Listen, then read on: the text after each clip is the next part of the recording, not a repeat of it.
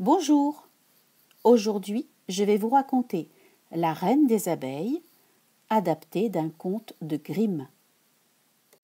Il était une fois 3 fils de rois. Les 2 aînés décidèrent un jour de partir à l'aventure. Mais ils firent tellement de bêtises qu'ils n'osèrent pas revenir chez leur père. Le 3e, qu'ils appelaient le petit Nigaud, décida de partir à la recherche. Et au bout de quelque temps, il les retrouva. Mais ils se moquèrent de lui en disant « Mais qu'est-ce que tu crois? On est bien plus malin que toi et on n'a rien fait de bon. » « Et toi, petit Nigaud, tu crois que tu vas te débrouiller mieux que nous dans un monde si difficile ?»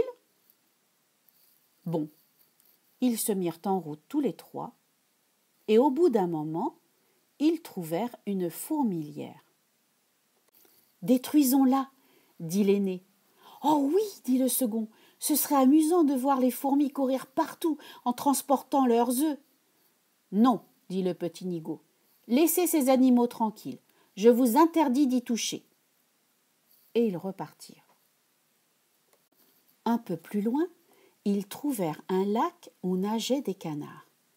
« Aidez-moi à les attraper, dit l'aîné. « Oh oui, on va les faire rôtir, dit le second. »« Non, laissez-les tranquilles, dit le petit Nigaud. Je vous interdis de les tuer. » Et ils repartirent. Sur le chemin, ils virent un nid d'abeilles accroché à un arbre. « Regardez, dit l'aîné, il doit être plein de miel. »« Ah oui, dit le second, on va allumer un feu pour le brûler, les abeilles vont sortir et on pourra prendre le miel. »« Non, dit le petit Nigaud, laissez ces animaux tranquilles, je vous interdis de les brûler. » Ils arrivèrent devant un château. Dans l'écurie, tous les chevaux étaient transformés en pierre.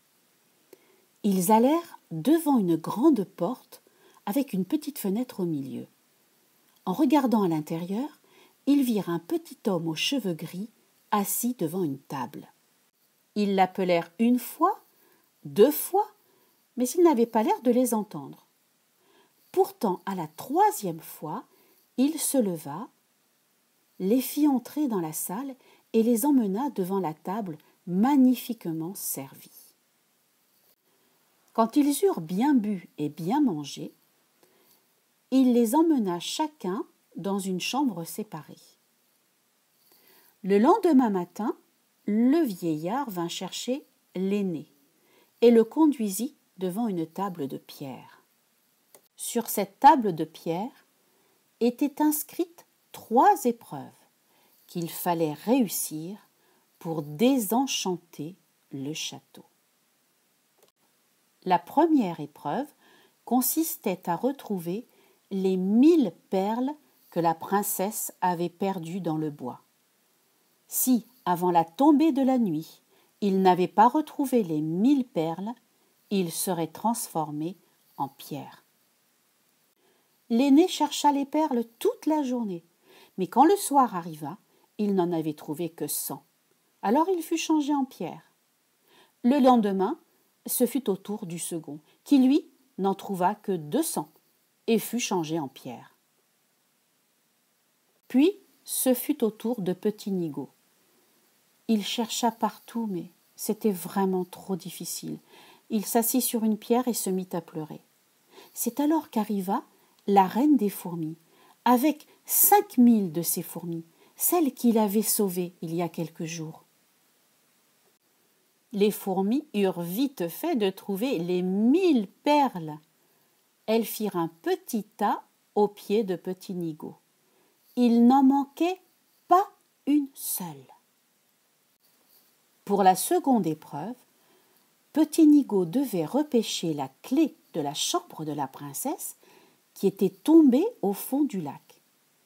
Quand il s'approcha de la berge, il vit venir devant lui les canards qu'il avait sauvés. Les canards plongèrent tout au fond du lac et, au bout d'un moment, ils lui rapportèrent la clé.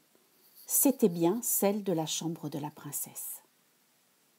La 3e épreuve était très difficile. Dans une chambre, il y avait 3 princesses endormies. Il fallait reconnaître la plus jeune, qui était aussi la plus gentille. Mais les 3 princesses se ressemblaient parfaitement. Seulement voilà, avant de s'endormir, l'aînée avait mangé un morceau de sucre. La seconde avait bu du sirop et la troisième avait pris une cuillerée de miel. Petit Nigaud était bien ennuyé. Il ne savait pas laquelle désigner. Quand soudain, la reine des abeilles qu'il avait sauvée du feu entra dans la chambre. Elle volta au-dessus des bouches des 3 princesses et finit par se poser sur les lèvres de celle qui avait mangé du miel. Alors le jeune prince la désigna, s'approcha d'elle et elle se réveilla. À cet instant, le mauvais sort fut levé et le château sortit de son sommeil magique. Toutes les personnes transformées en pierre reprirent vie. Le jeune prince, qu'on n'appela plus Petit Nigaud, épousa la plus jeune et la plus gentille des princesses. Il devint roi à la mort de son père. Quant à ses 2 frères, ils apprirent la sagesse et finirent par épouser les 2 autres princesses. Et mon histoire est terminée. C'était la dernière de la semaine. Je vous souhaite un très bon week-end et j'espère vous retrouver dès lundi. Au revoir, bon week-end.